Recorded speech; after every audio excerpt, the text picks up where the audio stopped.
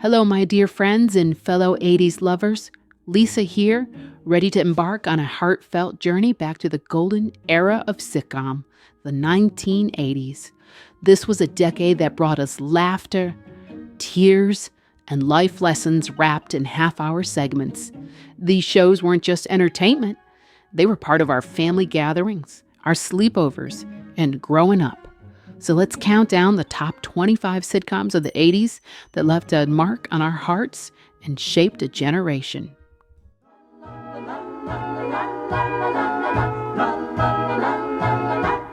She's a small wonder, lovely and bright and soft curves. She's a small wonder, a child unlike other girls. She's a miracle. Starting us off at 25 is Small Wonder.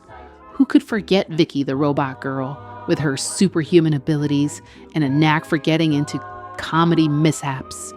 The show's quirky premise captured our imaginations, making us wonder what it would be like to have a robot sibling. It subtly introduced us to the themes of acceptance and the meaning of family, reminding us that love isn't always confined to what's considered normal.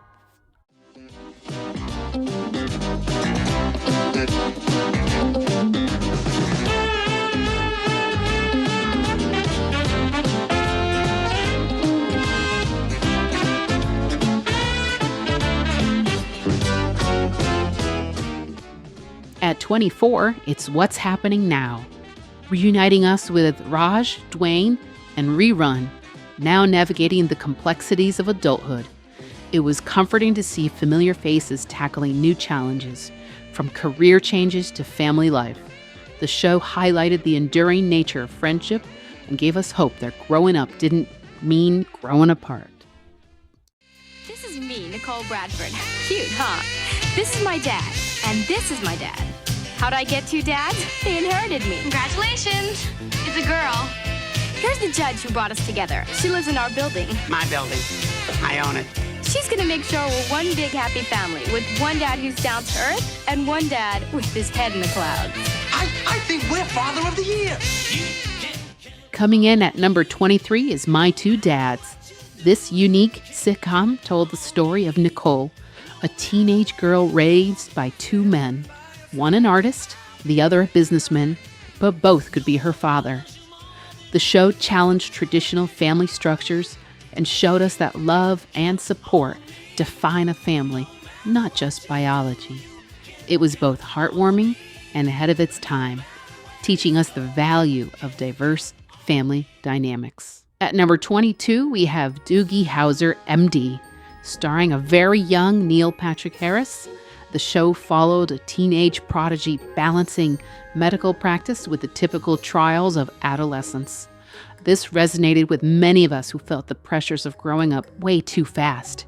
Doogie's introspective journal entries at the end of each episode gave us a glimpse into his inner world, encouraging us to reflect our own experiences. We just want a few minutes with him. You can tell me what it's about, and I'll give him the message. Oh, yeah. Oh, hi, you made it. Sorry I'm late. It's okay, Morris is refusing to even see us. What's in the bag? At number 21, it brings us Kate and Allie. This is a sitcom about two divorced women sharing a home and raising their children together in New York City. This show was a pioneer in portraying strong, independent women supporting each other.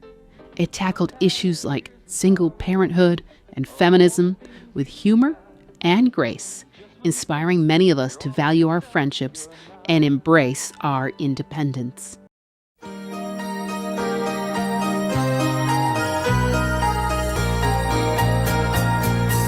Maybe the world is blind, or just a little unkind. Don't know. At number 20, we have Punky Brewster, who stole our hearts with her colorful outfits and indomitable spirit. She was abandoned by her parents, so Punky finds a new family with the grumpy yet loving Henry. The show addressed serious topics like abandonment and foster care while celebrating resilience and optimism.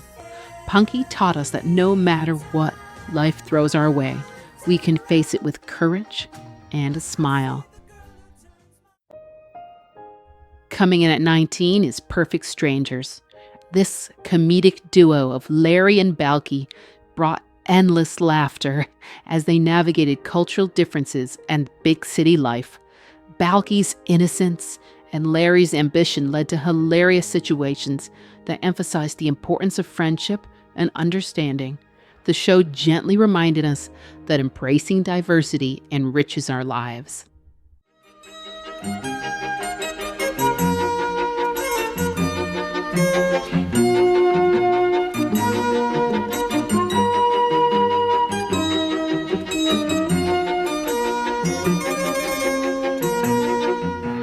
At 18, Head of the Class took us into the lives of gifted students and their unconventional teacher, Mr. Moore. The show celebrated intelligence and curiosity, breaking the stereotypes that smart kids couldn't be cool or funny. It inspired us to embrace our own intellects and to see education as an exciting journey rather than a chore. With number 17, it brings us Charles in Charge. This was Scott Baio's Charles, who was the college student and live-in babysitter we all wished we had. Balancing his own life with caring for the kids led to humorous and heartfelt moments. This show highlighted themes of responsibility, trust, and the impact a positive role model can have on a family. At number 16, we've got Saved by the Bell, which became a cultural phenomenon. We were following Zach Morris and his friends at Bayside High, and this show tackled teenage issues with humor and a touch of whimsy. From first loves to academic pressures, it resonated with us as we navigated our own high school experiences. It was a colorful snapshot of youth that still brings smiles to my face. Natalie. Blair, Tony! You've grown. You are so thin. Yeah, what happened to the other half of you? I lost 25 big ones. Coming in at 15, it's The Facts of Life, which taught us so many important life lessons through the lives of Mrs. Garrett and the girls of Eastland School. They were tackling topics like body image, peer pressure, friendship, and it was one of the first shows to address such issues head on. These characters grew over the seasons, and we grew right along with them, finding comfort in their triumphs and their struggles.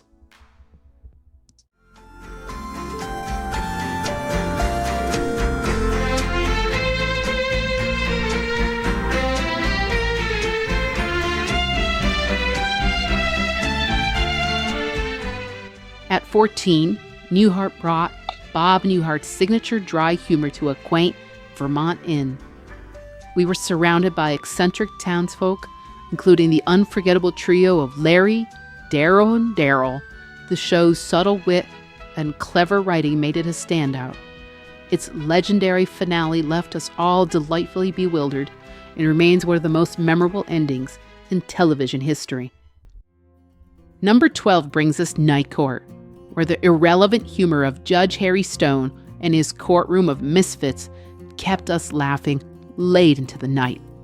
The show's eccentric characters and zany situations were a perfect mix of comedy and satire. It highlighted the quirks of human nature and the idea that justice, while serious, can have a lighter side. Mr. Seaver! Excuse me! I thought today's subject was gravity. Okay, fine. Fine. I'm just trying something a little new with you guys, but I can see you're just not ready for it. At number 11, we have Growing Pains, which introduces us to the Seaver family. With a psychologist dad working from home and a journalist mom, this show delved into changing family roles and the challenges of parenting teenagers. The relatable storylines about love, trust, and responsibility mirrored many of our own experiences, making the Seavers feel like an extension of our own. Somebody Number 9 brings us Moonlighting, which broke the mold with its blend of comedy, drama, and romance. This starred Sybil Shepherd and the then unknown Bruce Willis. The show's witty banter and creative storytelling captivated all of us. It played with the genre of conventions, sometimes breaking the fourth wall, kept us guessing about the will they, won't they dynamic. It was smart, stylish, and undeniably influential. Thank you, Jim, and welcome to FYI, Mrs. Hooley. The challenges facing an American family in the 1990s must be enormous. Tell me, for instance, how do you make ends meet? Oh, well, it isn't easy. My husband and I both work so we can pay our bills. Coming in at number 8, we have Murphy Brown, which featured Candice Bergen as a strong-willed investigative journalist. This show was groundbreaking in its portrayal of a successful, single-career woman navigating both professional challenges and her personal life. She was tackling issues like politics, ethics, and women's rights with sharp humor, and it inspired many of us to speak our minds and stand up for what we believe in. At number 7, we've got Family Ties, which showcased the Keaton family. This was a blend of humor and heartfelt moments. The generational clash between liberal parents and their conservative son, Alex P. Keaton, provided insightful commentary on societal changes. Michael J. Fox's stellar performance made Alex a beloved character, and the show's exploration of family dynamics resonated deeply with many audiences. Number 6 brings us The Wonder Years, a nostalgic reflection of growing up during very turbulent times. Through Kevin Arnold's eyes, we experience the joys and pains of adolescence. The show's sincere storytelling and relatable characters made it a poignant reminder of the universal journey from a childhood to adulthood. It invited us to look back on our own wonder years with fondness and understanding. At number 5, the Golden Girls proved that life doesn't end at retirement. It can be just as vibrant and full of laughter. Dorothy, Rose, Blanche, and Sophia tackled everything from friendship and love to aging and social issues. Their camaraderie was infectious, and their late-night kitchen conversation over cheesecake became iconic. The show celebrated the strength and wisdom that comes with age. Your coffee? Isn't there coffee every morning? Yes. In the 15 years we've been married, has there ever been one morning where there wasn't any coffee? No. Coming in strong at number 4 is Roseanne, who offered an honest portrayal of working-class American families. The Connors faced financial struggles, parenting challenges, and the marital ups and downs with a blend of sarcasm and warmth. The show's raw authenticity and willingness to tackle difficult subjects made it relatable to many of us. It reminded us that every family has its flaws, but love keeps us together.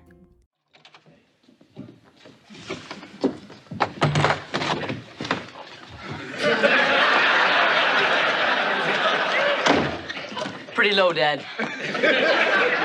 What tipped you off?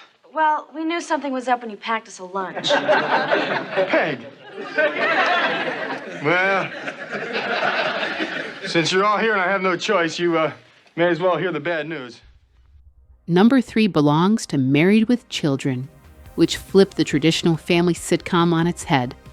The Bundys were unapologetically dysfunctional, and their outrageous antics provided a satirical take on suburban life. Al's gripes, Peg's laziness, and the kids' schemes were exaggerated reflections of frustrations many experienced but seldom saw on television. It was a comedic escape that made us laugh at the absurdity of it all. At number 2, The Cosby Show was a groundbreaking series that showcased an upper-middle-class African-American family. The Huxtables addressed universal themes of parenting, education, and personal growth with humor and with heart. The show's positive representation and focus on strong family values had a significant cultural impact, inspiring many and paving the way for future diverse programming. And finally, at number 1, we raise a glass to Cheers. This was set in Boston's bar where everybody knew your name. The show introduced us to an unforgettable ensemble of characters. From Sam and Diane's tumultuous romance to Norm's regular seat at the bar, each episode was a perfect mix of wit and warmth. Cheers explored friendship, love, and life's everyday struggles with a charm that kept us coming back. It wasn't just a place on television. It felt like our local hangout, filled with friends we knew and loved. So there you have it. That's the top 25 sitcoms that made the 80s a decade of unforgettable television. These shows weren't just stories on a screen. They were a reflection of our lives, our dreams, and our challenges. They made us laugh, think, and sometimes even shed a tear. Thank you for joining me on this nostalgic journey. And remember, the best moments are the ones we share. So feel free to comment with your own favorites and memories. So until next time, keep the laughter alive and cherish those golden moments. And this is Lisa signing off.